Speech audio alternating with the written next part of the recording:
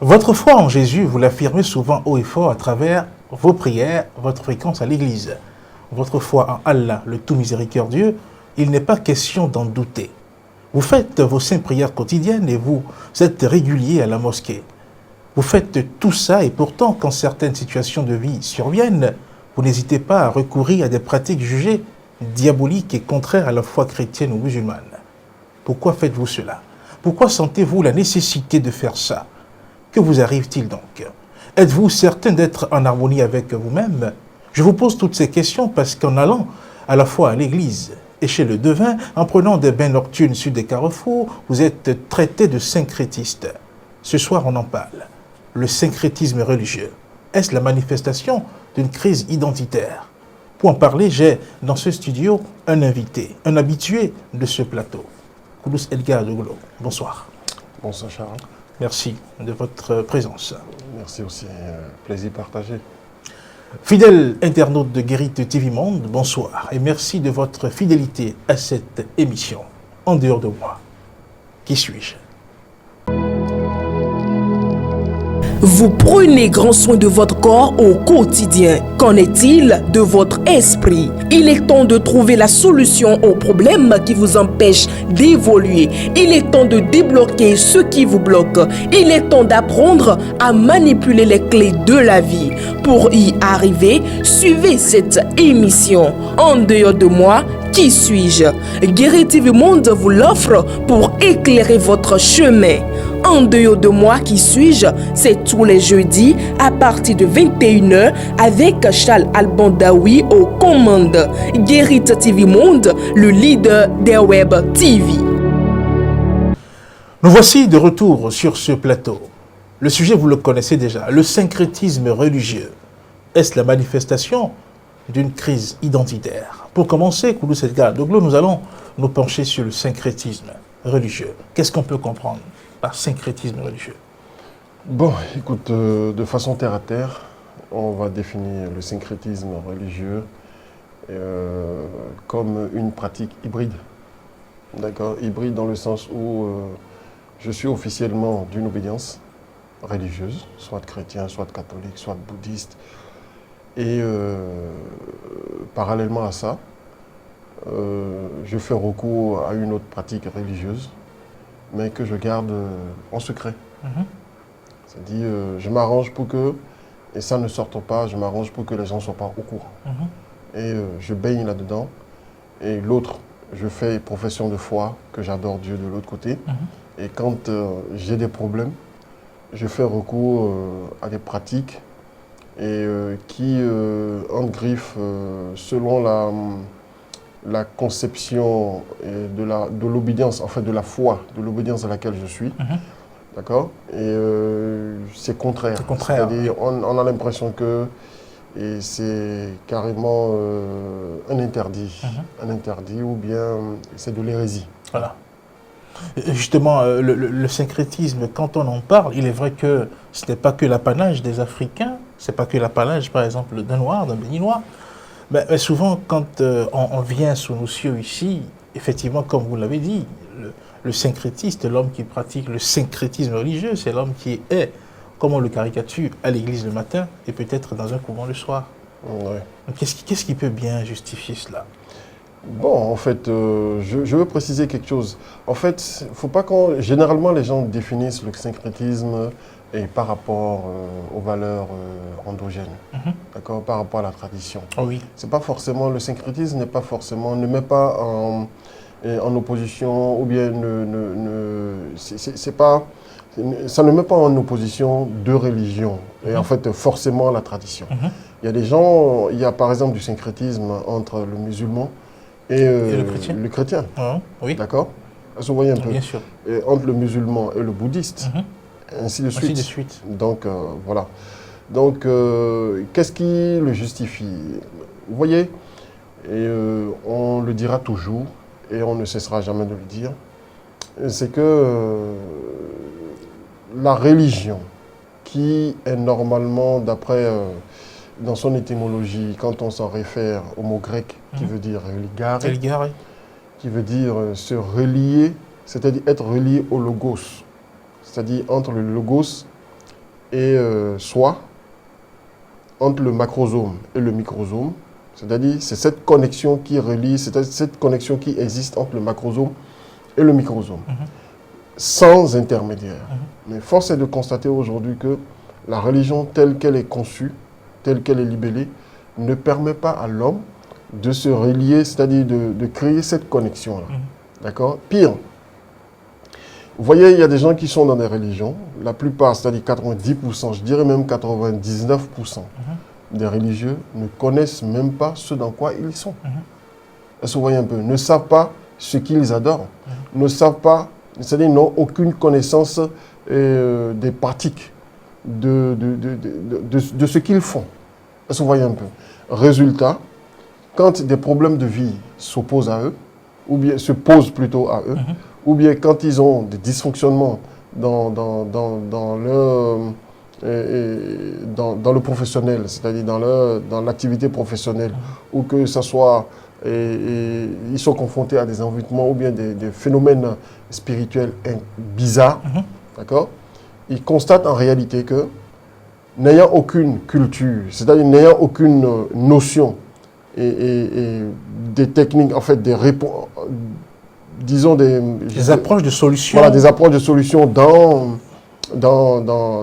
leur religion, qu'est-ce qu'ils font? Ils cherchent ces approches de solutions-là ailleurs. Vous voyez un peu, ailleurs. Ou bien quand ils constatent que le chemin est parsemé, c'est-à-dire le chemin est incertain, ils cherchent des approches de solutions ailleurs pour pouvoir savoir comment ils vont se comporter, etc., etc., tout ça. Donc, voilà des preuves. Des éléments qui justifient. Des éléments qui justifient ce syncrétisme-là. Oui, si on vous comprend, la non-maîtrise même parfois du champ dans lequel on se met. Par exemple, je suis chrétien catholique, il existe donc des chrétiens qui ne maîtrisent même pas les rouages du catholicisme. Oui, oui. C'est pas seulement le catholicisme. Il y a la chrétienté en général, et l'islam. Alors que dans ces religions-là, il y a des armes. Mais si ces armes-là ne sont pas enseignées, et si les chrétiens, il ne suffit pas seulement d'être chrétien, il ne suffit pas seulement aussi d'être musulman, mais il faut pouvoir connaître les arcanes. Parce que vous voyez un peu, il y a des techniques, il y a des choses liées à la religion, d'accord, liées à ces religions-là qui permettent à l'homme de pouvoir s'en sortir. Mais c'est réservé à un petit groupe. Et pour pouvoir avoir accès à ces choses-là, il faut forcément passer par un creuset initiatique. C'est-à-dire il faut forcément être initié, d'accord? Pas un sachant de la chose, forcément. Sinon, les solutions, on va aller les chercher ailleurs. Autrement dit, si on fait le procès à ceux qui s'y adonnent, aux chrétiens par exemple, c'est donc de la faute de ceux qui sont dépositaires de cette religion-là, puisque il ne donne pas aux fidèles tout ce qu'il veut. Oui, forcément. Je prends un exemple. Ce n'est pas que j'indexe une religion, non. Mais je prends un exemple et je pense que même les internautes seront d'accord avec moi. Tout le monde sera d'accord avec moi.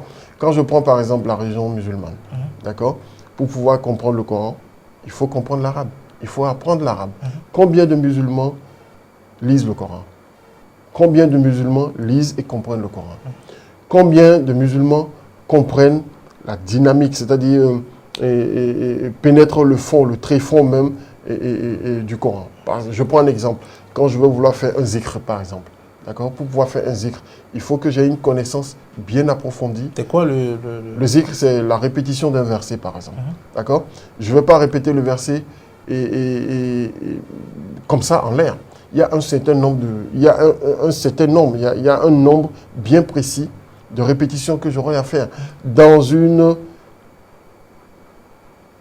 posture, dans une disposition intérieure bien précise pour pouvoir avoir le résultat. Mais combien sont au courant de ça? Et combien le pratiquent? Vous voyez un peu ce que c'est dit. Comment c'est enseigné? Vous voyez un peu. Mais il y a aussi le besoin du sensationnel aussi. Vous voyez un peu, les gens sont, par rapport à leurs problèmes, par rapport à ce qu'ils vivent, par rapport aux situations de vie, veulent du sans sas. D'accord? Et pour pouvoir, ils sont obligés de se tourner vers les obédiences, vers les creusets où on peut trouver du sensationnel, c'est-à-dire du tout de suite, même si c'est de l'illusion. Vous voyez un peu ce que c'est en train. Donc voilà aussi des situations qui amènent les gens vers, puis en plus, le fait que on garde hermétique certaines choses, on ne veut pas enseigner aux gens des techniques, des connaissances, fait que les gens se disent, bon, en fait, je n'ai pas la solution ici, il faut que je parte ailleurs. Est-ce que vous voyez un peu? Voilà. Oui, l'autre aspect de la question, c'est de constater que quand on prend le cas d'un chrétien ou d'un musulman ou d'un pratiquant d'une religion dite monothéiste qui fait recours, par exemple, à des pratiques traditionnelles qui sont considérées dans sa religion comme des pratiques diaboliques. C'est ça le mot, on en vient, le jugement. Mais qu'est-ce qui va faire que l'intéressé qui est musulman, qui est chrétien, va du coup se tourner vers une pratique considérée comme diabolique de l'autre côté?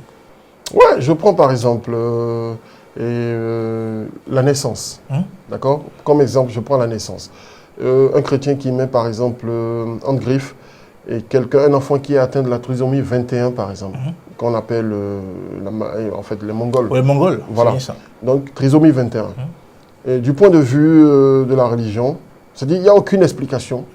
Il n'y a aucune explication qu'on peut donner du point de vue religion à ça. On dira c'est le mystère de Dieu. Oui. D'accord? C'est le mystère, en fait, ça fait partie du mystère de Dieu. Mais les réponses au niveau de la tradition, puisque la tradition est beaucoup plus poussée, beaucoup plus scientifique, technique. D'accord? Et on comprend ce phénomène-là. On comprend que ce phénomène-là, par exemple, qui s'est produit, il y a des rites, c'est-à-dire il y a une certaine harmonisation que les parents feront pour que tout se passe bien.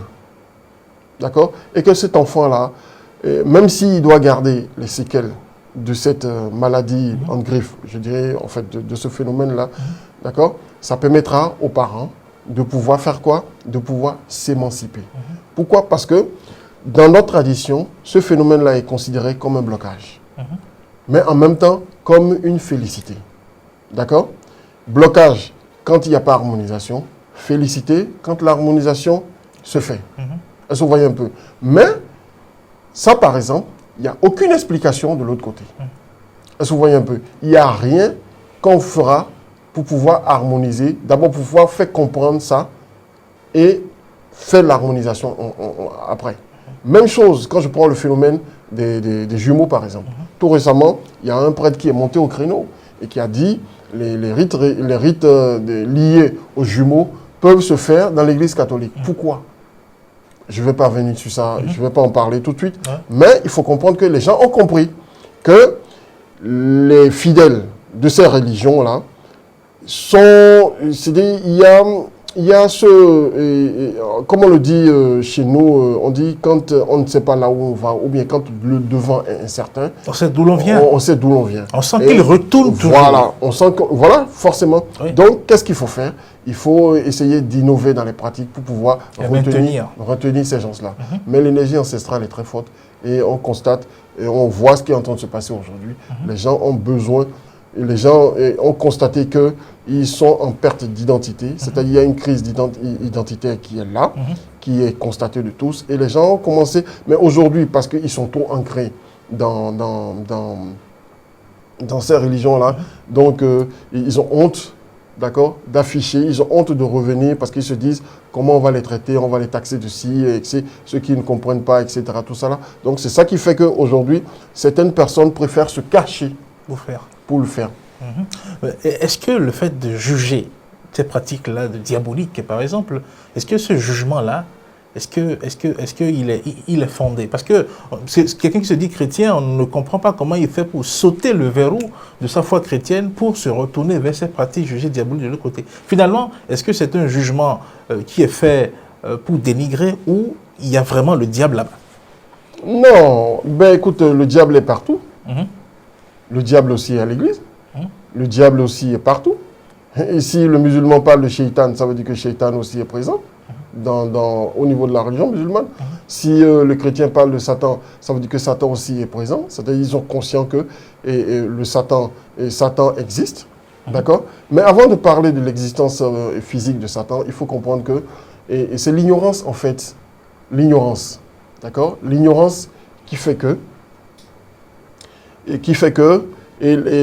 beaucoup de personnes ne comprennent rien à rien. Souvent, il y a l'ignorance et il y a le fait que en fait, ces écritures-là sont mal comprises. Aujourd'hui, je pense qu'avec l'éclosion d'Internet, etc., et puis aujourd'hui, tout ce qui était caché, a commencé à ressortir. Je pense que chacun se fera sa petite opinion. Vous voyez un peu. Et nous, en tant qu'Africains, nous devons comprendre que nous sommes sortis de quelque chose. Je pense que par rapport à ça, on a eu à faire, et j'invite les internautes aussi à regarder et aller visualiser l'émission qu'on a eu à faire sur l'énergie ancestrale. Ils vont comprendre beaucoup de choses. Vous voyez un peu, on ne peut pas couper le cordon ombilical avec l'énergie ancestrale. Vous voyez un peu, tôt ou tard, il y aura forcément quelque chose qui va nous ramener vers notre identité. Vous voyez un peu, on peut très bien être chrétien, c'est-à-dire les gens n'ont qu'à comprendre, la chrétienté, c'est les valeurs prônées au niveau de la chrétienté, les valeurs prônées au niveau de l'islam, les valeurs prônées au niveau du bouddhisme. Est-ce que ces valeurs-là sont en accord et en harmonie avec notre identité? Si oui, il n'y a pas de problème. Mais sinon, ils n'ont qu'à essayer de faire le tri des choses et comprendre que aujourd'hui, avec tout ce qui est en train de se passer, les gens, je pense que les gens doivent avoir une vision claire de ce dans quoi ils sont. Vous voyez un peu ce que c'est en train de dire. Je ne dirai pas plus. Oui, parlant de l'identité, est-ce que quand vous prenez le comportement de ces personnes-là, notamment ce dossier ici, la crise identitaire dont il est question, le fait de ne pas se sentir peut-être bien ou totalement ancré dans une obédience religieuse et à faire recours aux réalités de nos traditions, cette crise identitaire-là, d'où est-ce qu'elle vient? Quelle est son origine? Bon, écoute, cette crise identitaire, c'est simple.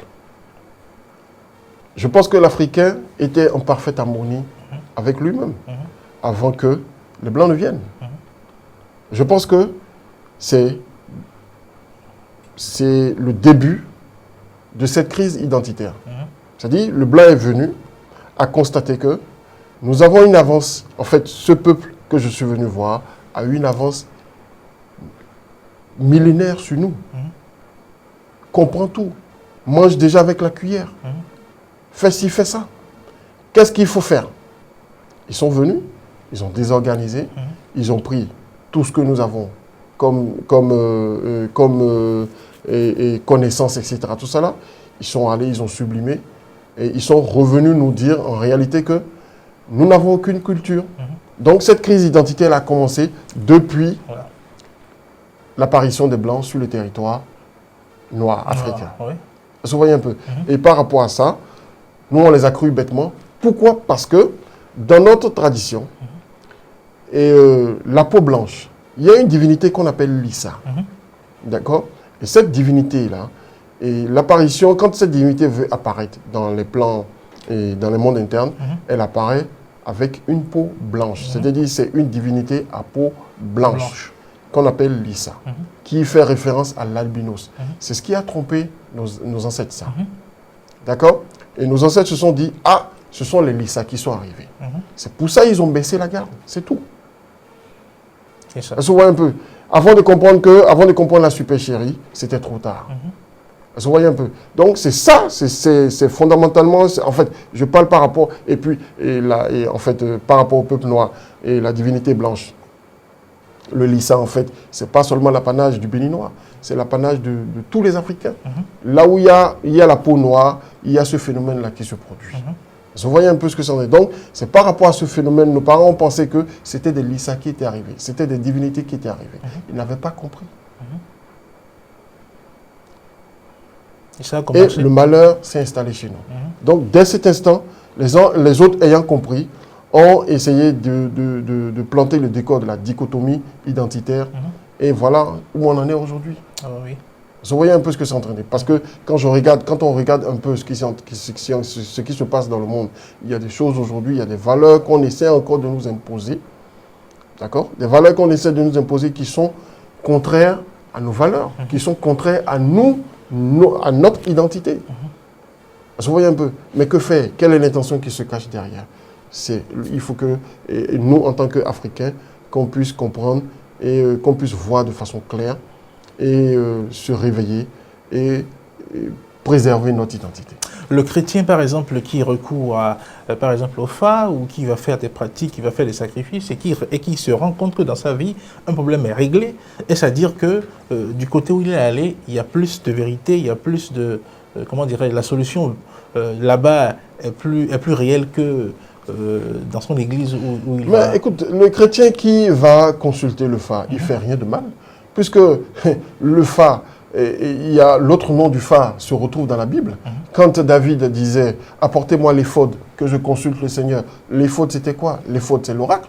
Quand les enfants d'Israël, les Israélites, avec Moïse, d'accord, partaient dans le désert pour commémorer la fête des Urim et des Purim, c'est ce qu'on appelle chez nous le Fa Assan. Vous voyez un peu ce que c'est en train de dire. Donc je ne vois pas ce que le chrétien fait de mal. Quand je prends Lévitique par exemple, Lévitique où les préceptes ont été donnés aux enfants d'Israélites, qui correspond par exemple au signe au niveau du Fa qu'on appelle l'été. L'été médi par exemple, d'accord, et quand je prends l'été médi, tout ce qui est dit au niveau de l'été médi, mais quand je prends Lévitique, c'est la même chose.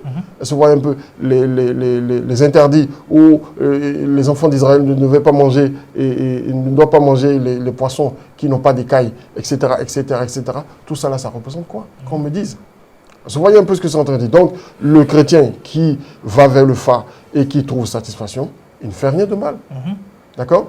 Puisque, déjà, dans la Bible, c'est écrit dans la Bible. Donc, je pense que tout ce qui est dans la Bible est parole d'évangile. Vous voyez un peu. Donc, en quoi le chrétien fait mal? Il fait mal par rapport à sa foi. La foi dit quoi? Parce qu'on lui a dit, non, il ne faut pas consulter l'oracle. Quand est-ce que Jésus en personne est descendu, il nous l'a dit? Non, mais c'est le discours que tiennent les pasteurs. Et ça, c'est les pasteurs. En se basant sur la parole de Dieu. La parole de Dieu. Oui. La parole de Dieu écrite. Qui est écrite dans la Bible. Mais il faut comprendre aussi, il faut que les gens aussi comprennent que tout ce qui est sorti d'un illuminé et tout ce qui sort d'un illuminé est corrompu. Corrompu, quand je dis corrompu, dans quel sens? Corrompu dans le sens où ça va porter la marque de l'énergie de l'individu qui sort le message. Vous voyez un peu, qu'est-ce que Dieu a dit vraiment? Il serait intéressant que nous, en tant qu'êtres humains, qu'on cherche à savoir qu'est-ce que Dieu a dit vraiment, qu'est-ce que Dieu a vraiment dit plutôt sur tel sujet, sur tel sujet, sur tel sujet. Est-ce que c'est ce que les hommes ont dit? D'accord? Au moins nous, dans notre tradition, quand nous descendons en tant qu'Africains, qu'est-ce qui se passe?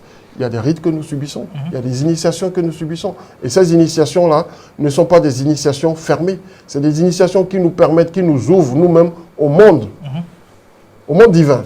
D'accord? Qui nous permet de faire notre propre expérience, qui nous permet de découvrir notre version, c'est-à-dire la version du divin qui nous correspond. Mais de l'autre côté, il n'y a pas cette porte-là est fermée. D'accord? Nous sommes obligés de suivre quelqu'un qui dit ce que Dieu lui dit. Il y a quelqu'un qui vient dire Dieu m'a dit ceci. Mais pourquoi Dieu ne me parle pas à moi-même? D'accord? Le système africain, il est libre. Quand je vais, par exemple, pour l'initiation du Bouiti, qu'est-ce qui se passe? Je découvre la version du divin, je me découvre en tant que divin. Vous voyez un peu. Mais cette opportunité-là n'est pas laissée. Et pourtant, Jésus l'a bien cité, il a dit, nous sommes co-héritiers du Christ et nous pouvons atteindre l'état qu'il a atteint. Mais pourquoi on nous ferme cette porte-là? Est-ce que vous voyez un peu ce que c'est en train de dire?